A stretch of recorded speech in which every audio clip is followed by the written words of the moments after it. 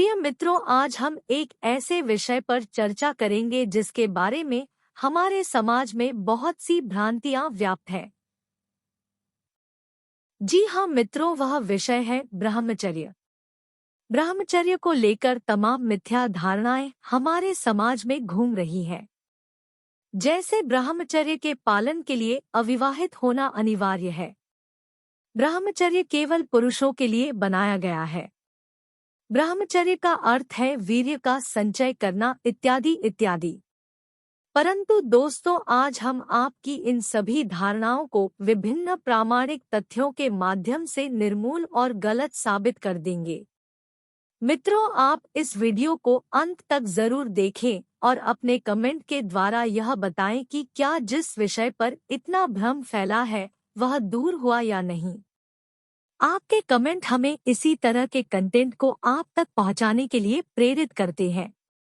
दोस्तों, आपसे निवेदन है कि आप हमारे चैनल अनमोल सनातन ज्ञान को सब्सक्राइब भले ही न करें, परंतु अगर यह चर्चा आपको कुछ भी सार्थक लगे तो इस ज्ञान को आगे जरूर बढ़ाएं, जिससे हमारी आगे की पीढ़ी को भी सही मार्गदर्शन मिल सके।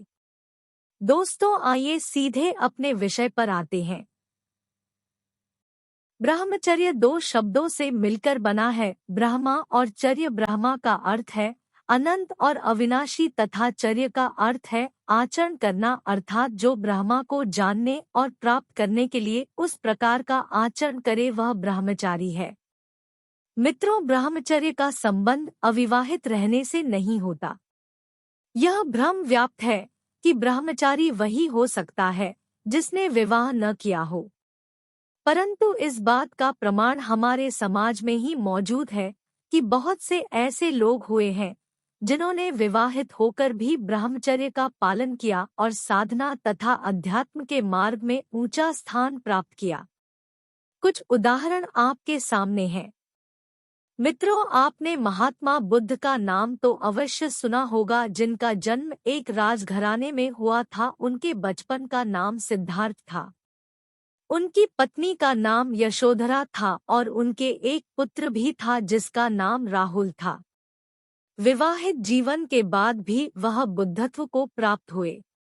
एक और महापुरुष हुए जिनका नाम भी अध्यात्म के क्षेत्र में बहुत आदर के साथ लिया जाता है, श्री श्यामा चरण लाहिड़ी, जिन्हें हम लाहिड़ी महाशय के नाम से भी जानते हैं।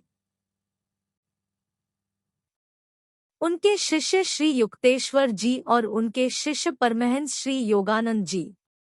लाहिड़ी महाशय रक्षा विभाग में नौकरी करते थे और उनके 3 संतान थी जिनका निवास स्थान बनारस में था। इन बातों को योगानंद जी ने अपनी पुस्तक एन ऑटोबायोग्राफी ऑफ ए योगी में स्पष्ट लिखा है। तो यह अति भ्रामक है कि अविवाहित व्यक्ति ही ब्रह्मचारी हो सकता है। आइए जानते हैं कि वास्तविकता क्या है। ईश्वर गीता में लिखा है कि मन, वचन और कर्म से सब स्थितियों में, सब समयों में सबका संबंध त्याग ही ब्रह्मचर्य कहा जाता है। इसका अर्थ है कि सभी तरह के आवश्यक कर्मों को प्रतिपादित करते हुए जो उसमें लिप्त न हो वह ब्रह्मचारी है। क्योंकि अगर आप इस संसार में हैं तो आपको अपने उत्तरदायित्वों का पालन करना ही चाहिए। मित्रों, इसके अलावा ब्रह्मचर्य से संबंधित और भी प्रमाण अथर्ववेद में मौजूद हैं। इसके 26 सूत्रों में ब्रह्मचर्य का पूरा वृतांत है। इसमें एक सूक्त में लिखा है, ब्राह्मयेन कन्या युवाना विन्दते पतिम, अर्थात ब्रह्मचर्य का पालन करने वाली विदुषी एवं ज्ञानी कन्या को ब्रह्मचारी पुरुष से विवाह कर अपना पति बनाना चाहिए। यहाँ हम यह भी पाएंगे कि ब्रह्मचर्य का पालन सिर्फ पुरुषों के लिए ही नहीं बल्कि स्त्रियों को भी करना चाहिए। इसका अर्थ है कि अभी तक यह जो धारणा हमारे समाज में व्याप्त है कि ब्रह्मचर्य सिर्फ पुरुषों के लिए ही है, यह भी सत्य नहीं है। स्त्रियों को भी इसका पालन करना अति आवश्यक है। दोस्तों, चूंकि ब्रह्मचर्य का आचरण करने वाले को सनातन पद्धतियों, सौरमंडल, यज्ञ, कर्मकांड और खगोल शास्त्र का ज्ञान होना जरूरी है, जिससे कि वह ब्रह्मांड से एक तादात्म्य स्थापित कर ब्रह्मा के निकट पहुंच सके। इसीलिए वैदिक काल में सभी को गुरुकुल में भेजकर सभी अनिवार्य विषयों का अध्ययन कराया जाता था, जिससे ब्रह्मचर्य का पालन करना सुगम हो जाता था। दोस्तों, इससे यह आवश्यकता पता चलती है कि हमारे वेदों उपनिषदों का अध्ययन हम सभी को करना अपरिहार्य करना होगा। तभी हम सभी आगे आने वाली जनरेशन को सत्य से अवगत करा सकेंगे।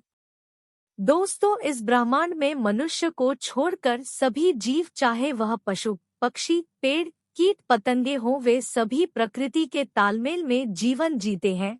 सिर्फ मानव ही है जो प्रकृति के उलट कार्य करता है और उसको दोष देता है।